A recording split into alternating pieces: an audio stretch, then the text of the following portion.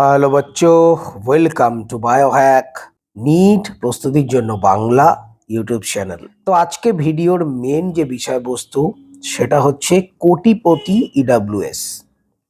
দীর্ঘদিন ধরে আমরা বিভিন্ন সোশ্যাল মিডিয়া, বিভিন্ন জায়গায় এসসি এসটি ওবিসি এই যে সংরক্ষণ, যেটা জাতিগত ভিত্তিতে দেয়া হয়েছিল সংবিধানে, তার এগেনস্টে বিভিন্ন জায়গায় আমরা পোস্ট, বিভিন্ন জায়গায় আমরা আন্দোলন দেখতাম যে এই জাতিগত রিজার্ভেশন তুলে দিয়ে যারা দরিদ্র মানুষ, যাদের ধরো টাকা পয়সা নেই, প্রপার পড়াশোনা করার ক্ষমতা নেই, কোচিং সেন্টারে যেতে পারে না, মানে গরিব মানুষ, তাদেরকে সংরক্ষণ দেওয়া হোক।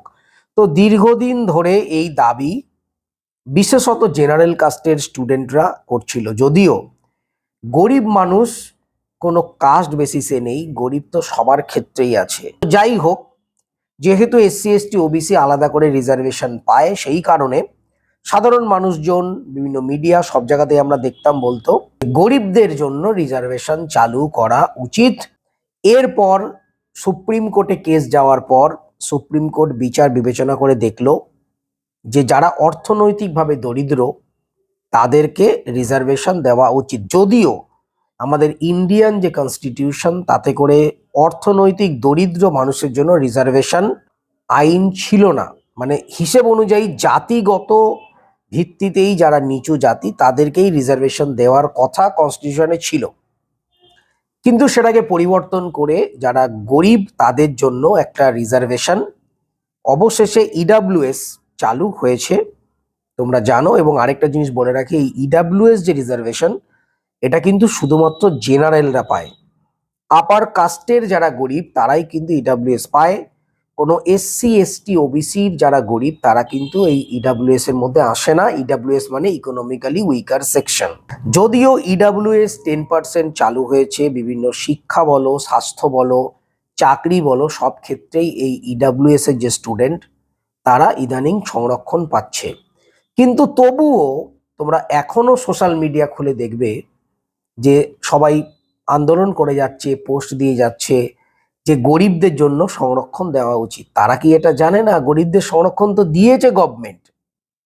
সেটা আলাদা কথা। গভর্নমেন্ট যে রুল রেগুলেশন বানিয়েছে, মানে একজন গরিব স্টুডেন্ট কোন কোন ক্রাইটেরিয়া ফুলফিল করলে তাকে গরিব বলবো, সেখানে যদি মাসিক আয় 70,000 যাদের, তারা গরিবের মধ্যে ফেলা হয়। যাদের 3 একরের জমি আছে তাদের গরিবের মধ্যে ফেলা হয়। যাদের বড় ফ্ল্যাট রয়েছে তাদের গরিবের মধ্যে ফেলা হয়।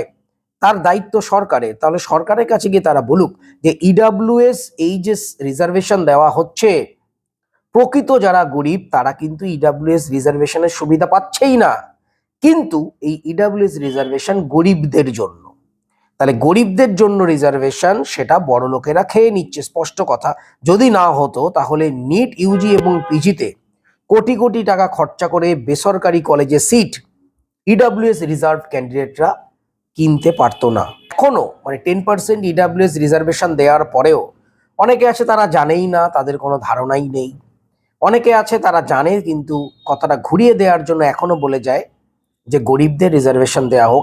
আচ্ছা, তর্কের খাতিরে ধরে নিলাম যে এসসি এসটি ওবিসি রিজার্ভেশনের জন্য মেরিট নষ্ট হচ্ছে, তাহলে ম্যানেজমেন্ট কোটার ক্ষেত্রে আমরা কি বলবো? আমরা এবছরই দেখেছি নিট পরীক্ষায়, যে ক্ষেত্রে জেনারেল ক্যান্ডিডেটদের যে কাট অফ গেছে, এসসি এসটিদের ক্ষেত্রে তার কাট অফ অনেকটা কম হলে প্রায় 400-র ওপর নাম্বার পেতে হয়েছে। কিন্তু যারা ম্যানেজমেন্ট কোটায় প্রাইভেটে মেডিকেলে ঢুকেছে তারা 190, 160, 170 এই নাম্বার পেয়েও তারা কিন্তু মেডিকেলে ঢুকেছে। তাহলে যে স্টুডেন্টটা 400 পাচ্ছে, রিজার্ভ ক্যাটাগরির স্টুডেন্ট, সে বেশি মেরিটোরিয়াস নাকি যে 100, 150, 200 পেয়ে যে মেডিকেল কলেজে ঢুকছে প্রাইভেট ম্যানেজমেন্ট সিটে, সে বেশি মেরিটোরিয়াস? কিন্তু কখনো বলতে শোনা যায় না যে ম্যানেজমেন্ট কোটার কলেজগুলোও কিন্তু বন্ধ করে দেয়া হোক। তো আমরা কি দেখতে পাচ্ছি বিগত দিনগুলোতে? নিট ইউজির ক্ষেত্রেও দেখেছিলাম, নিট পিজির ক্ষেত্রেও দেখছি যে যারা ইডাব্লিউএস সার্টিফিকেট সাবমিট করছে কাউন্সিলিংয়ে, সেখানে কলেজে না পেয়ে তারা প্রাইভেট ম্যানেজমেন্ট ডিমড ইউনিভার্সিটিতে কোটি কোটি টাকা দিয়ে তারা ভর্তি হচ্ছে। তার মানে তাদের কাছে এই কোটি কোটি টাকাটা রয়েছে। তাহলে তারা ইডাব্লিউএস সার্টিফিকেট কিভাবে পেল? প্রশ্ন এটাই। নিট পিজির ক্ষেত্রে আমরা দেখতে পাচ্ছি যে প্রায় 4,20,00,000 টাকা দিয়ে একজন স্টুডেন্ট কিন্তু ইডাব্লিউএস স্টুডেন্ট সে ভর্তি হয়েছে ডিমড ইউনিভার্সিটিতে। এছাড়াও মোট 145টা সিট ইডাব্লিউএস এর যে সিট, সেই 145টা ইডাব্লিউএস সিটে কোটি কোটি টাকা খরচা করে ইডাব্লিউএস ক্যাটাগরি স্টুডেন্ট তারা প্রাইভেট কলেজে কিন্তু সিট নিয়েছে নিট পিজির ক্ষেত্রে। তার মানে একটা জিনিস তো বোঝা যাচ্ছে যে ইডাব্লিউএস যে চালু করেছে ইকোনমিক্যালি উইকার সেকশন, আলটিমেটলি যারা উইকার সেকশন তারা এই সুবিধা পাচ্ছে না, এবং যাদের কোটি কোটি টাকা আছে তারা কিন্তু duplicate certificate, false EWS certificate বার করে এই সিটগুলো খেয়ে নিচ্ছে। আমরা এসসি এসটি ওবিসির ক্ষেত্রেও দেখেছি, আমরা এসটির ক্ষেত্রে দেখেছি এবছরই যে কত পরিমাণ ভুয়ো সার্টিফিকেট দাখিল করে কাউন্সেলিং করেছে, তারা কলেজেও ভর্তি হয়ে গেছে, তাদের প্রতি কোনো অ্যাকশন হয়নি। তো এরকম হাজার হাজার লক্ষ লক্ষ ফলস এসসি এসটি ওবিসি ক্যান্ডিডেট তারা কিন্তু বিভিন্ন সরকারি কলেজগুলো দখল করে নিয়ে পড়াশোনা করছে। তাতে করে প্রকৃত যারা এসসি এসটি ওবিসি তারাও কিন্তু সংরক্ষণ বা রিজার্ভেশন থেকে বঞ্চিত হচ্ছে। একই রকমভাবে ইডাব্লিউএস যে ক্যান্ডিডেট এরাও কিন্তু রিজার্ভেশন থেকে বঞ্চিত হচ্ছে। যারা ইকোনমিক্যালি উইকার সেকশন, তারা জেনারেল হোক, গরিব তো গরিবই, তাদের জন্য যে রিজার্ভেশন তখন তারা সেটা যখন পাচ্ছে না, যখন যাদের প্রচুর টাকা আছে তারা সেটাকে নিয়ে নিচ্ছে, তা গভর্নমেন্টের কাছে তাদেরকেই আন্দোলন করতে হবে, তাদেরকেই পৌঁছে দিতে হবে কথাগুলো যে আমরা ইডাব্লিউএস আমরা তো পাচ্ছি না। সেটা না করে এখনো তারা সোশ্যাল মিডিয়ায় বলে যাচ্ছে যে গরিবদের রিজার্ভেশন দিতে হবে। ন্যূনতম পড়াশোনা বা এডুকেশনটুকু তাদের নেই, অথবা জেনে শুনেও মানুষকে ভুল বার্তা পৌঁছে দিতে চাইছে। এই ইডাব্লিউএস এর নামে যারা প্রকৃত দরিদ্র তারা রিজার্ভেশন পাবে না, এটা কখনোই মেনে নেওয়া যায় না, এবং কোটি কোটি টাকা দিয়ে ইডাব্লিউএস এর সিট বিক্রি হবে, এটাও কিন্তু গ্রহণযোগ্য নয়। তো সবাই খুব ভালো থাকো, মন দিয়ে পড়াশোনা করো, চ্যানেলটা সাবস্ক্রাইব রাখো, নোটিফিকেশনটা অন রাখো নিট রিলেটেড যাবতীয় লেটেস্ট ইনফরমেশনের জন্য। টাটা।